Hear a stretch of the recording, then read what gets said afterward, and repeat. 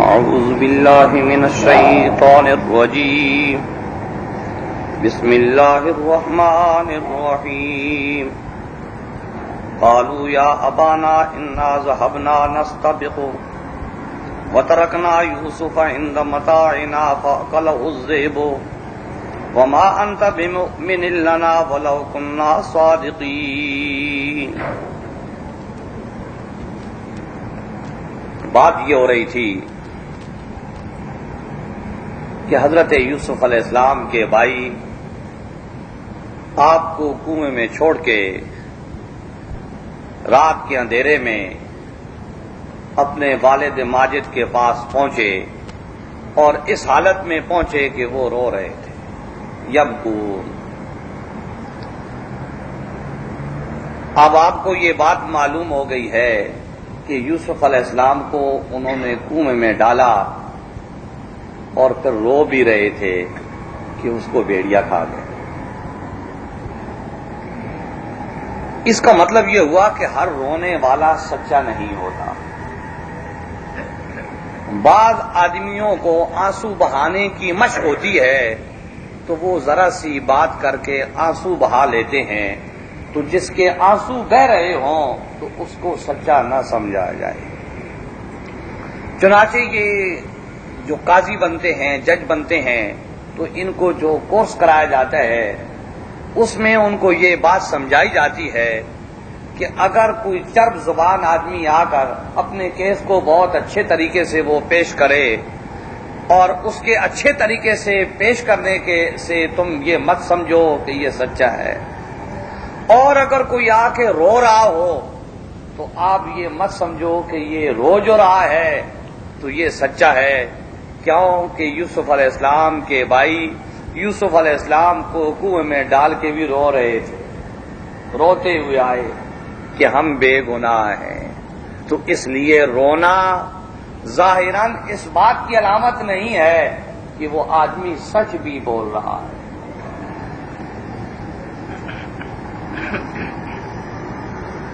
ہاں، وہ لوگ جو تنہائیوں میں اللہ جل جلالہ کی بارگاہ میں روتے ہیں ان کا رونا اور ہے،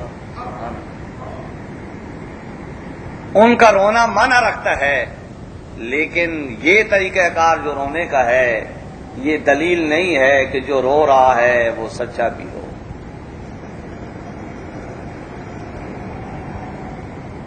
اور جب وہ آئے تو انہوں نے آ کر حضرت یعقوب علیہ السلام سے جو بات کی وہ یہ تھی، انا ذهبنا نستبق وترکنا یوسف عند متاعنا، کہ ہم تیر اندازی کر رہے تھے، کھیل کود میں لگے ہوئے تھے، بھاگ دوڑ میں تھے، تو ہم دور نکل گئے۔ کیونکہ استباق کے یہ سارے معنی ہوتے ہیں کہ دوڑنا، بھاگنا اور تیر اندازی کرنا، تو یہ ساری چیزیں جو ہیں یہ اس میں شامل ہیں کہ ہم دور چلے گئے تھے اور حضرت یوسف علیہ السلام کو ہم نے اپنے کپڑے اتار کے جو رکھے تھے ان کے پاس چھوڑا تھا اور جو سامان تھا ان کے پاس چھوڑا تھا،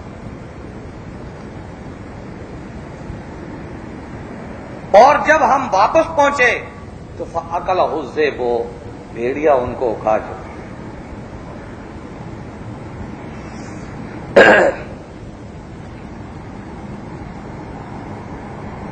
اور وما انت بمؤمن لنا،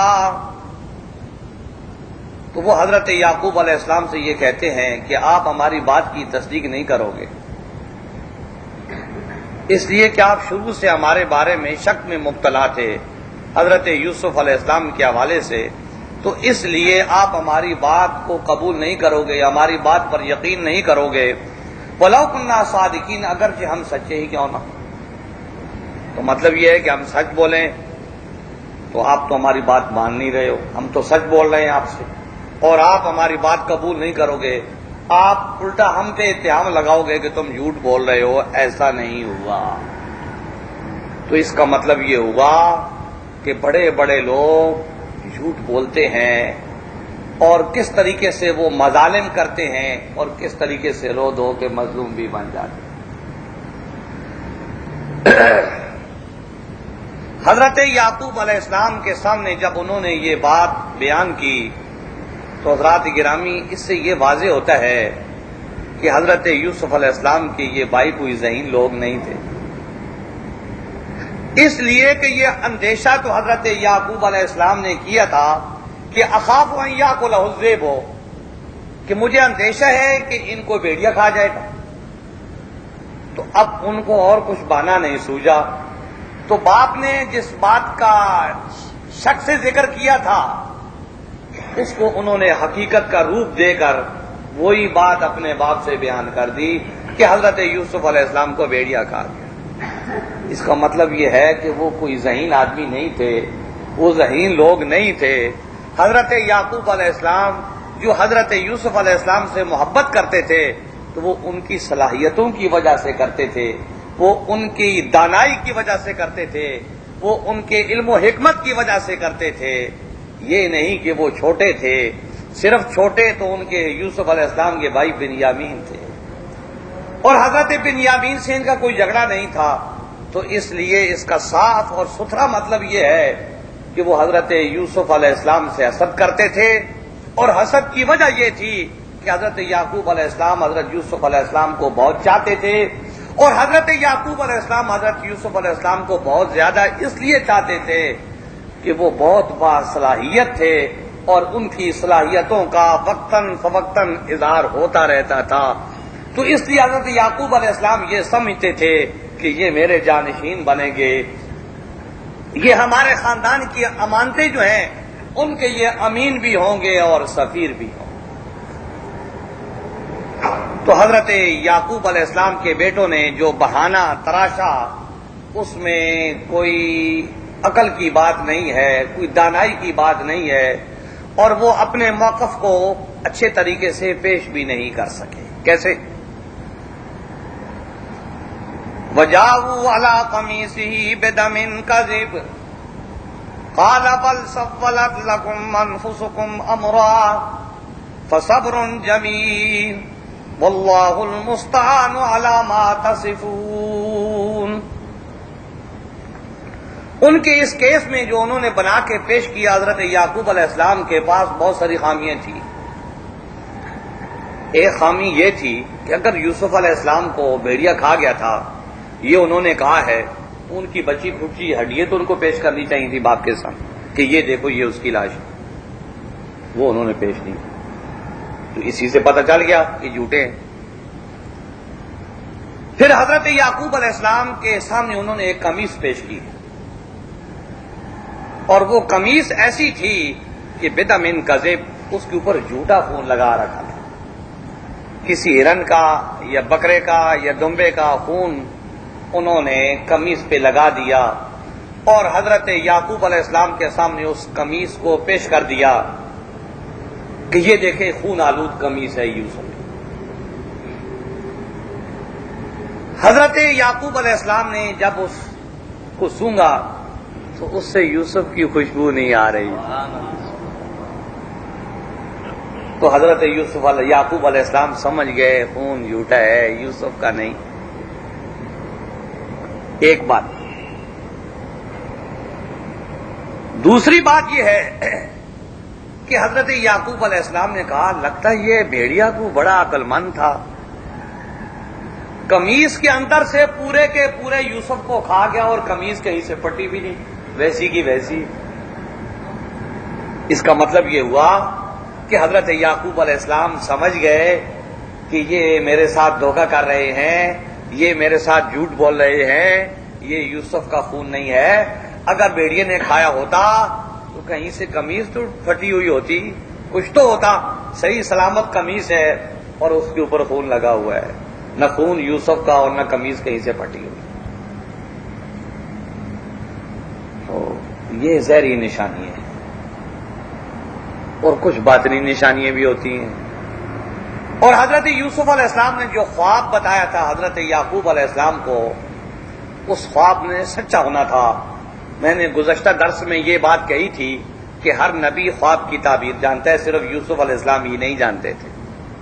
حضرت یعقوب علیہ السلام بھی خواب کی تعبیر جانتے تھے، اسی لیے بیٹے سے کہا کہ بھائیوں کو نہیں بتانا، خواب کی تعبیر وہ سمجھ گئے تھے۔ تو جب وہ خواب کی تعبیر سمجھ گئے تھے تو ان کو پتا تھا کہ یوسف کیا بنے گا اور اس کا مستقبل کتنا درخشاں ہوگا، وہ ہمارے خاندان کا آفتاب ہوگا۔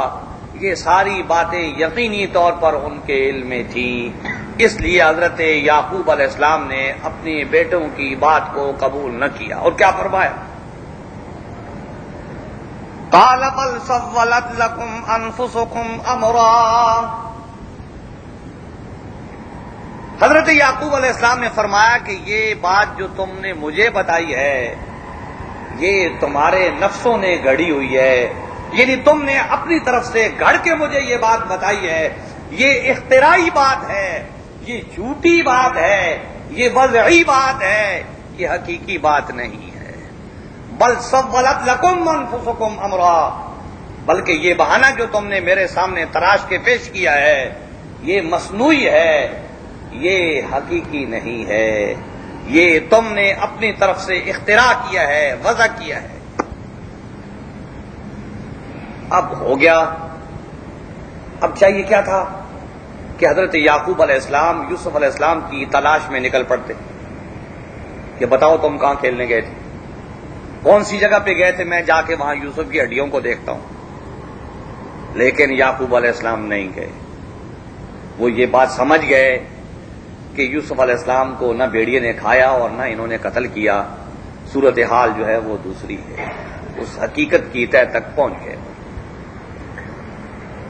وہ یہ سمجھ گئے کہ بیٹا بھی آزمائش میں آ گیا اور باپ بھی آزمائش میں، دونوں آزمائش میں آ گئے، کیونکہ باپ بیٹے سے والہانہ محبت کرتا ہے، تو اب ظاہر ہے جس بیٹے سے وہ محبت کرتا ہے کہ ذرا سی جدائی برداشت نہیں کر سکتا، تو اب وہ بیٹا ایک طویل عرصے کے لیے جدا ہو گیا ہے، تو حضرت یعقوب علیہ السلام اس سے غمزدہ رہتے تھے، پریشان رہتے تھے۔ تو انہوں نے کہا اچھا اس کا مطلب یہ ہے کہ ہم آزمائش میں آ گئے، تو فصبر جمیل، اب صبر جمیل ہی ہے، یعنی اچھا صبر۔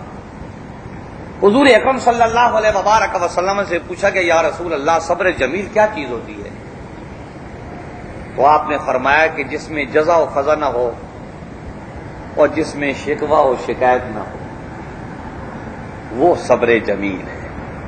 اور حضرت یعقوب علیہ السلام نے جزا و فضا بھی نہ کی اور اللہ جل جلالہ سے شکوہ و شکایت بھی نہیں کیا، وہ اس بات کو سمجھ گئے کہ میرے رب نے مجھے آزمائش میں ڈال دیا ہے، نبی کو بھی آزمائش میں ڈال دیا اور جو مستقبل کا نبی ہے اس کو بھی آزمائش میں ڈال دیا۔ اب دونوں پر آزمائش شروع ہو گئی، آزمائش کا دور آ گیا۔ لیکن اس آزمائش کے دور میں ادھر اللہ جل جلالہ نے یہ ارشاد فرمایا کہ اوحینا الیہ، کہ جب وہ بھائیوں نے ان کو کنویں میں ڈالا تو اللہ جل جلالہ نے یوسف علیہ السلام کو وحی فرمائی، تو گویا اللہ جل جلالہ ان کی حفاظت فرما رہا ہے، اور حضرت یوسف علیہ السلام کو اللہ جل جلالہ نے چھوڑا نہیں۔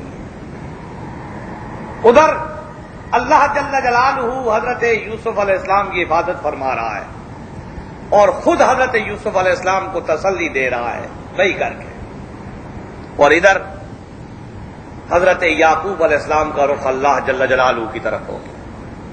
واللہ المستعان علی ما تصفون، جس طریقے سے تم یوسف علیہ السلام کی بات کر رہے ہو، اس حوالے سے میں اللہ ہی سے مدد چاہتا ہوں، میں اسی کی طرف رجوع کرتا ہوں کہ وہ مدد فرمائے، یعنی میری بھی مدد فرمائے اور یوسف کی بھی مدد فرمائے۔ حضرات گرامی صورتحال ایسی ہے، غم میں حضرت یوسف علیہ السلام بھی ہیں اور یعقوب علیہ السلام بھی ہیں۔ یوسف علیہ السلام کو اللہ ان کو سہارا دے رہا ہے اور ان کا مستقبل ان کو بتا رہا ہے، صحیح و سلامت فرما، تو گویا رجوع اللہ کی طرف ہے حضرت یعقوب علیہ السلام کا، اور بارگاہ خداوندی میں ان کی یہ التجا ہے کہ اے باری تعالیٰ یوسف تیری حفاظت، کیونکہ اس کی حفاظت تو میں کرتا تھا ظاہراً، تو اب وہ میرے پاس تو نہیں ہے، اب تو ہی جانتا ہے، وہ تیرے ہی پاس ہے۔ تو حضرات گرامی، حضرت یعقوب علیہ السلام حضرت یوسف علیہ السلام کی تلاش میں نہیں نکلے اور اپنے گھر میں بیٹھ گئے، اور اپنے گھر کو انہوں نے نہیں چھوڑا، اور ساتھ ساتھ میں یوسف علیہ السلام کی یاد کو بھی نہیں چھوڑا۔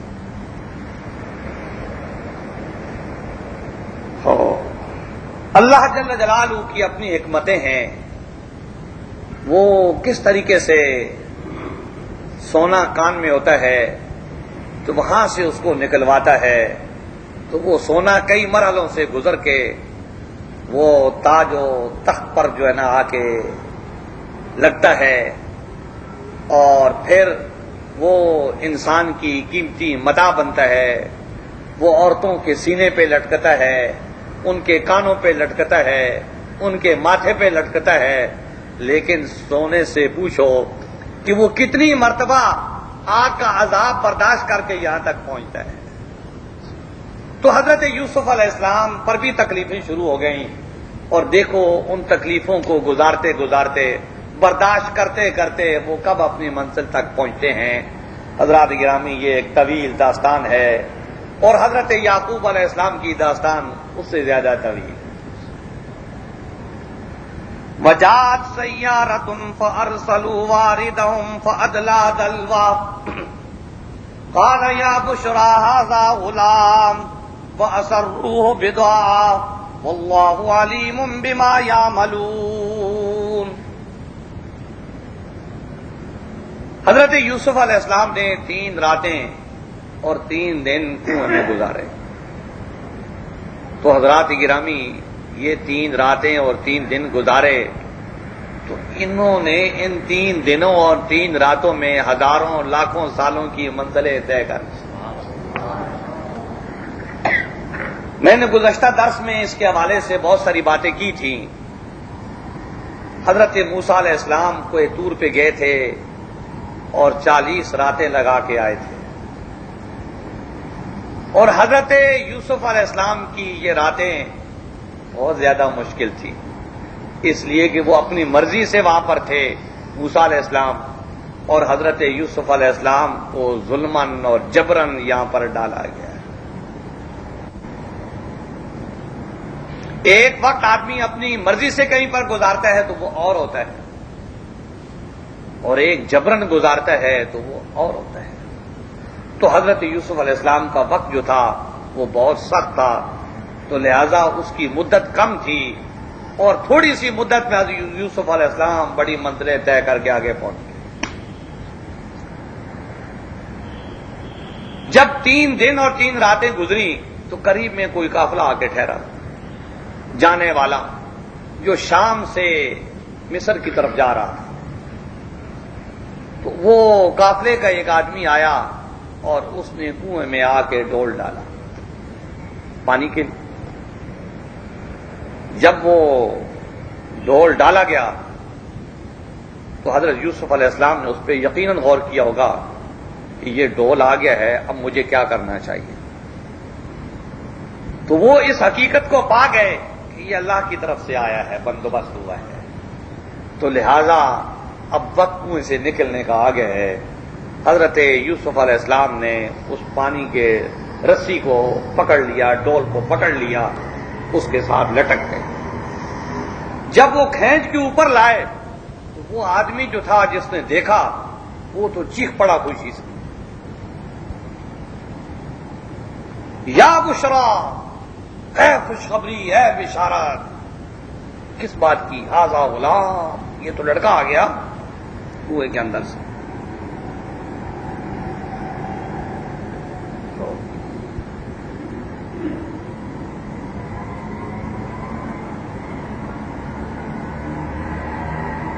جب اس شخص نے حضرت یوسف علیہ السلام کو دیکھا تو ایک تو آپ کا حسن و جمال دیکھا، ایک بات، دوسری اس کو خوشی کہ یہ لڑکا مل گیا ہے، اب اس کو بیچیں گے پیسے ملیں گے، اس کو دونوں خوشی ہو گئی۔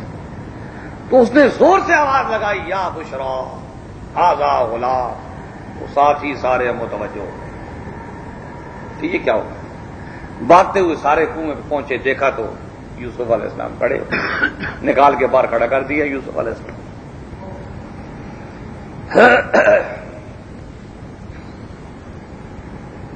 جب ان کو پتہ چلا کہ یہ دیکھو یہ لڑکا ہمیں مل گیا یہاں سے، تو ان کو اندیشہ ہوا کہ اس کا کوئی وارث نہ آ جائے اور وہ یہ نہ کہے کہ یہ ہمارا ہے. تو لہذا انہوں نے یوسف علیہ السلام کو چھپا دیا. وَأَسَرُّوهُ بِضَاعَةً، انہوں نے اپنا مال و دولت سمجھ کے، اپنا سرمایہ سمجھ کے حضرت یوسف علیہ السلام کو قافلے کے اندر کپڑوں وپڑوں میں یا کسی اور چیز میں چھپا دیا. سبحان اللہ، یہ یوسف کو چھپا رہے ہیں اور اللہ جل جلالہ کیا ارشاد فرماتا ہے، واللہ علیم بما یعملون، اللہ جان رہا تھا جو کچھ وہ کر رہے. اللہ کے نبی حضرت یوسف علیہ السلام کو چھپایا جا رہا ہے اپنی متاع سمجھ کے، اپنا مال سمجھ کے، اپنا سرمایہ سمجھ کے، اور اللہ جل جلالہ ارشاد فرماتا ہے کہ اللہ جانتا ہے، جان رہا ہے کہ وہ کیا کر رہے ہیں. اللہ دیکھ رہا ہے، وہ علم رکھتا ہے اس بات کا جو وہ عمل کر رہے ہیں. وَشَرَوْهُ بِثَمَنٍ بَخْسٍ دَرَاهِمَ مَعْدُودَةٍ وَكَانُوا فِيهِ مِنَ الزَّاهِدِينَ.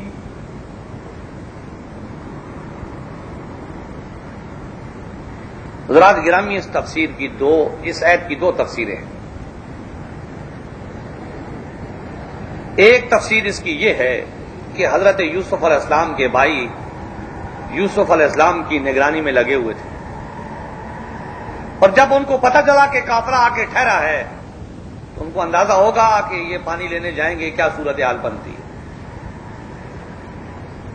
تو وہ جب ان کو پتہ چلا کہ یوسف علیہ السلام کو انہوں نے نکال لیا تو وہ پہنچ گئے ادھر. انہوں نے کہا یہ تو ہمارا غلام ہے، بھاگ کے آگے واپس کرو ہم.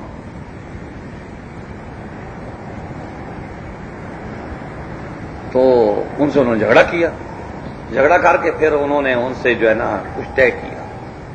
طے کیا کیا؟ قرآن حکیم نے کہا بِثَمَنٍ بَخْسٍ.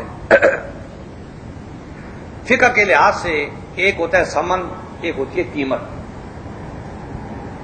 ایک کتاب ہے اس کی بازار میں قیمت 100 روپے ہے، تو جو اس کی قیمت ہے بازار میں اس کو قیمت کہتے ہیں کہ بازار میں اس کے اتنے پیسے ملتے ہیں، تو عربی میں اس کو قیمت کہا جاتا ہے. اور اگر کوئی آدمی گھریلو طور پہ کسی کو کتاب دے رہا ہے، وہ کہتا ہے یہ مجھے دے دو آپ، تو وہ کہتا ہے یہ تو میں 200 کی دوں گا. یا یہ کہتا ہے چل تو غریب آدمی ہے تجھے 50 میں دے دیتا ہوں، تو وہ ایسا کر سکتا ہے. تو اس کو قیمت نہیں کہتے، اس کو سمن کہتے ہیں. سمن وہ ہوتے ہیں جو کسی چیز کے آپس میں طے ہوتے ہیں، اور قیمت وہ ہوتی ہے جو بازار میں لگتی ہے. تو سمن جو ہوتے ہیں وہ کم و بیش ہو سکتے ہیں، اور قیمت وہ ہوتی ہے جو بازار میں ہوتی ہے. تو ایک تو قرآن حکیم نے یہ بات کہی کہ انہوں نے سمن طے کی حضرت یوسف علیہ السلام کے، گویا آپس میں انہوں نے معاہدہ کیا. اور پھر قرآن حکیم نے کہا پخسن، کم، گھٹیا، تھوڑے، قلیل، یعنی بہت تھوڑے سے سمن طے ہوئے ان کے آپس میں. تھوڑے سمن کیوں طے ہوئے؟ انہوں نے کہا بھاگا ہوا غلام ہے، تو غلام میں عیب ہوتا ہے بھاگنا، کہ کسی کا غلام ہو اور وہ بھاگ جائے تو یہ اس کا عیب شمار ہوتا ہے. تو عیبدار ہو گئے یوسف علیہ السلام. تو جب عیبدار ہو گئے تو اس کے لحاظ سے قیمت کم ہو گئی. دوسرا، ان کا مقصد پیسے لینا نہیں تھا. ان کا مقصد کیا تھا؟ کسی طریقے سے یوسف علیہ السلام یہاں سے دور دراز علاقے میں چلے جائیں اور باپ کی نگاہوں سے ہمیشہ کے لیے اوجل ہو جائے. یہ ان کا مقصد تھا. تو پیسے انہوں نے اس لیے کم لگائے، وہ سمجھ رہے تھے کہ بگوڑا ہونے کی وجہ سے، آپ بھی کہتے ہیں بگوڑے غلام، بگوڑا ہونے کی وجہ سے اس کی قیمت کم ہوئی ہے. اور ان کے اندر میں یہ بات تھی کہ ہمارا مقصد تو پیسے کمانا نہیں ہے، ہمارا مقصد یہ ہے کہ یہ دور دراز علاقے میں چلے جائیں. تو قرآن حکیم نے یوسف علیہ السلام کی جو قیمت کم ہوئی ہے اس کو 3 لفظوں سے واضح کی. ایک کہا بخس، تھوڑے، دوسرا دراہم کہا، دینار نہیں کہا، کیونکہ دینار سونے کے ہوتے ہیں اور دراہم جو ہوتے ہیں وہ چاندی کے ہوتے ہیں، تو گویا انہوں نے چاندی کے حساب سے تھوڑی قیمت لگائی. زیادہ قیمت ہوتی ہے تو وہ دیناروں میں ادا کی جاتی ہے، تھوڑی قیمت ہوتی ہے تو وہ درہموں میں ادا کی جاتی تھی. جیسے آپ نے کسی کو 5 روپے دینے ہوں گے تو آپ سکہ دیں گے، اور 10 دینے ہوں گے تو آپ کاغذ کی نوٹ دیں گے. تو اس طریقے سے زیادہ پیسے ہوتے تھے تو دینار جو ہے متعین ہوتے تھے، اور اگر تھوڑے پیسے ہوتے تھے تو دراہم متعین ہوتے. تو قرآن حکیم نے دوسرا لفظ یہ بتایا کہ یہ دراہم بتاتے ہیں کہ قیمت کم لگائی گئی. 2 باتیں. تیسرا لفظ قرآن حکیم نے کہا معدودہ، کہ ایسے جس کو گنا جا سکے، مطلب تھوڑی سی رقم جس کو گنا جا سکے. جیسے قرآن حکیم میں آتا ہے وآتیتم احداہن قنطارا، کہ عورت تم اگر مہر کی رقم میں سونے کا ڈھیر بھی دے چکو تو تم اس سے واپس نہیں لے سکتے. تو اب وہاں زیادہ سے زیادہ مقدار کو بیان کیا گیا ہے اور سونے کا ڈھیر کا لفظ استعمال کیا گیا ہے قنطار. تو یہاں دراہم کا لفظ استعمال ہوا اور پھر اس کے بعد معدودہ گنے چنے ہوئے، تھوڑے سے درہم جن کو گنا جا سکے. حضرات مفسرین اکرام نے لکھا ہے کہ 20 درہم تھے. تو 20 درہم میں بھائیوں نے یوسف علیہ السلام کو قافلے والوں پر فروخت کر دیا. یہ اس کی ایک تفسیر ہے. ایک اس کی دوسری تفسیر ہے، اور وہ یہ ہے کہ وہ قافلے والے ان کو مصر میں لے گئے اور انہوں نے تھوڑی سی قیمت میں یوسف علیہ السلام کو بیچ دیا.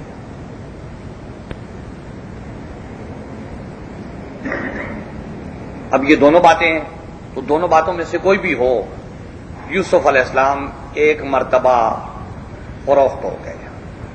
اور زیادہ امکان اسی بات کا ہے، اور مفسرین کرام کی رائے یہی ہے کہ یہ جو اب بیچا انہوں نے، یہ بھائیوں نے فروخت کیا یوسف علیہ السلام. اور وَكَانُوا فِيهِ مِنَ الزَّاهِدِينَ، اور اس معاملے میں وہ بڑے زاہد تھے. زاہد ہماری اصطلاح میں اس کو کہتے ہیں جس کو دنیا کی محبت نہ ہو، ترک دنیا کیا ہوا ہو، دنیا سے لا تعلق ہو، دنیا کے ساز و سامان سے، دنیا کی زیب و زینت سے، دنیا کے جمیلوں سے الگ تھلگ ہو، اس کو جو ہے نا زاہد کہا جاتا ہے. تو قرآن حکیم فرقان حمید یہ بات کہتا ہے کہ وہ حضرت یوسف علیہ السلام کے بھائی پیسے لینے کے معاملے میں وہ زاہد تھے، یعنی ان کو پیسے کی لالچ اس وقت نہیں تھی. ان کا مقصد یہ تھا کہ یوسف علیہ السلام دور دراز علاقے میں پہنچ جائے، اور یہ ان کو پتا تھا کہ یہ قافلہ مصر جا رہا ہے. تو اب حضرت یوسف علیہ السلام ان کے غلام بن گئے، اور اس قافلے میں اللہ کا نبی، اللہ کے نبی کا بیٹا، اللہ کے نبی کا پوتا، اللہ کے نبی کا بڑ پوتا اس قافلے میں غلام بن کے مصر جا رہا. گرامی غلامی کی زندگی سے اللہ تعالیٰ انسان کو بچائے. غلامی غلامی ہوتی ہے اور بڑی مشکل چیز ہوتی ہے، اور اس میں برداشت کرنی پڑتی ہے، مالک کی ہر بات برداشت کرنا پڑتی ہے، اور جو محنت اور مشقت کی جاتی ہے، جو کمایا جاتا ہے، وہ سارے کا سارا مالک کو دینا پڑتا ہے، وہ سب کچھ مالک کا ہوتا ہے. حضرت یوسف علیہ السلام اس قافلے کے ساتھ مصر پہنچ گئے، دریائے نیل کے کنارے مصر پہنچ گئے. حضرات گرامی، مصر جو شہر ہے یہ عالم عرب کا شہر نہیں ہے، یہ افریقہ کا شہر ہے.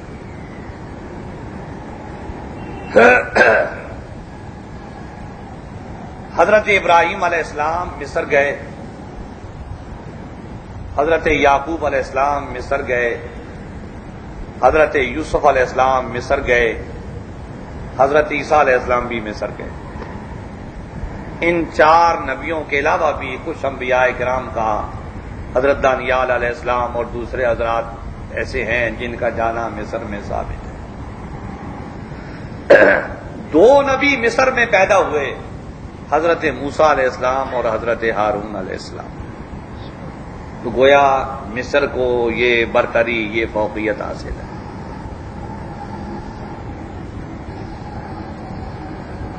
حضرت ابراہیم علیہ السلام کی ایک کنیز جن کو حضرت ہاجرہ کہا جاتا ہے وہ بھی مصر کی تھی، اور حضرت اسماعیل علیہ السلام کی ایک بیوی وہ بھی مصر کی تھی. حضرت سلیمان علیہ السلام کی ایک بیوی وہ بھی مصر کی تھی، اور نبی علیہ السلام کی بھی ایک بیوی، ایک کنیز مصر کی تھی، حضرت ماریا قبطیہ جن کو کہا جاتا ہے. حضور اکرم صلی اللہ علیہ وبارک وسلم نے صحابہ اکرام سے ارشاد فرمایا کہ اے میرے صحابہ، ایک وقت آئے گا تم مصر کو فتح کرو گے، لیکن جب تم مصر فتح کرو تو مصر والوں سے بہت اچھا سلوک کرنا، اور خصوصاً قبطی قوم جو ہے اس سے بہت اچھا سلوک کرنا، اس لیے کہ ہماری دادی حضرت ہاجرہ قبطی قبیلے سے تعلق رکھتی. اب آپ اندازہ کرو کہ نبی علیہ السلام کتنا لحاظ کرتے تھے. یہ قریش بد نصیب تھے جو نبی علیہ السلام کے قریب نہیں آئے. اگر یہ نبی علیہ السلام کے قریب آ جاتے تو آپ ان کو نہال کر دیتے. جب نبی علیہ السلام اتنے دور کا لحاظ فرما رہے ہیں تو جو آپ کے قریب والے تھے آپ اتنا ان کا کتنا خیال رکھتے. لیکن وہ بڑے بد نصیب لوگ تھے جو نبی علیہ السلام کی دعوت پر آپ کے قریب نہیں ہوئے. تو حضرات گرامی، مصر ایک پورا علاقہ ہے، پورا خطہ ہے. ہمارے عرف میں ایک شہر ہے جس کو آج کل قاہرہ کہا جاتا ہے، اس کو مصر کہا جاتا ہے. تو اللہ جل جلالہ اس شہر کا ذکر فرماتا ہے، وقال الذی اشتراہ من مصر لامرأته، کہ حضرت یوسف علیہ السلام کو وہ قافلہ لے کر جب مصر پہنچا تو ظاہر ہے وہ کاروباری قافلہ تھا. تو یوسف علیہ السلام جس کے غلام تھے اس نے ان کو کھڑا کر دیا کہ یہ غلام ہے فروخت کے لیے. قیمتیں لگنا شروع ہوئیں. ظاہر ہے جو دیکھتا تھا حیران رہ جاتا تھا. حضرت یوسف علیہ السلام کی خریداری کے لیے لوگ دوڑے، لیکن وہ آدمی جس نے زیادہ پیسے دیے وہ یوسف علیہ السلام کو اس نے خرید لیا. اشترا ہو تو مصر سے جس نے ان کو خریدا تو اس نے اپنی بیوی سے کہا، کیا کہا؟ اکرمی مثواہ عسیٰ ان ینفعنا او نتخذہ ولدا.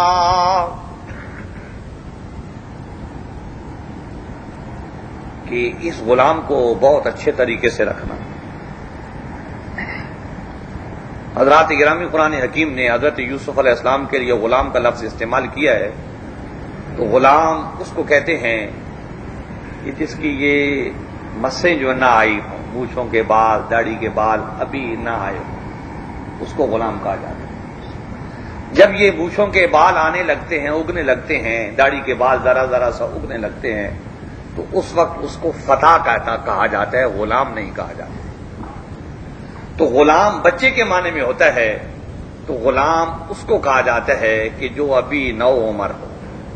تو حضرت یوسف علیہ السلام کو جب کنویں سے نکالا گیا تو وہ اس وقت نو عمر تھے.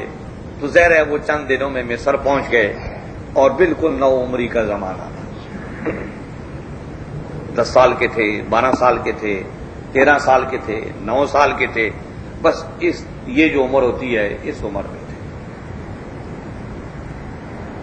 تو اس شخص نے جس نے خریدا اس نے اپنی بیوی سے کہا کہ ان کو بہت اچھے طریقے سے رکھو،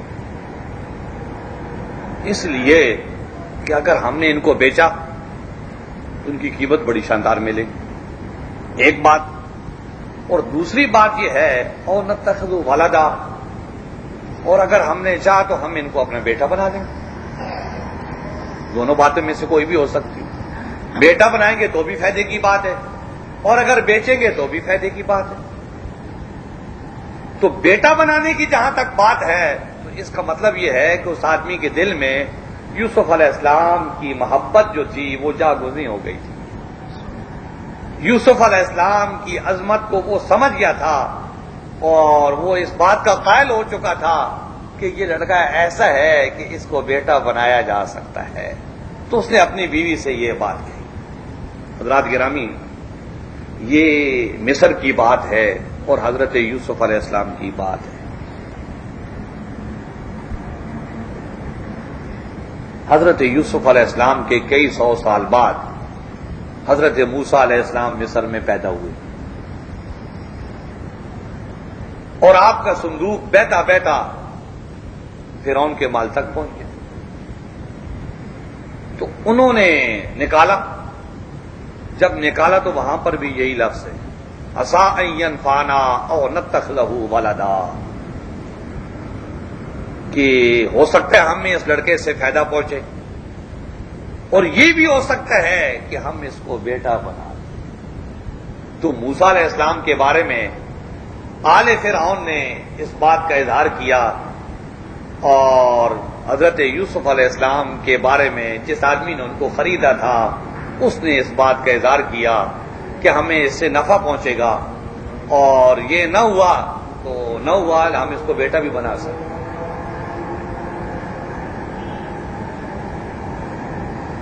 حضرات گرامی، بھائیوں نے کیا سوچا تھا اور انہوں نے کیا تدبیر کی تھی، اور اللہ کی تقدیر کیا تھی۔ انہوں نے کنویں میں ڈالا، پہلے انہوں نے قتل کا ارادہ کیا، پھر اتفاق کر کے انہوں نے کنویں میں ڈالا۔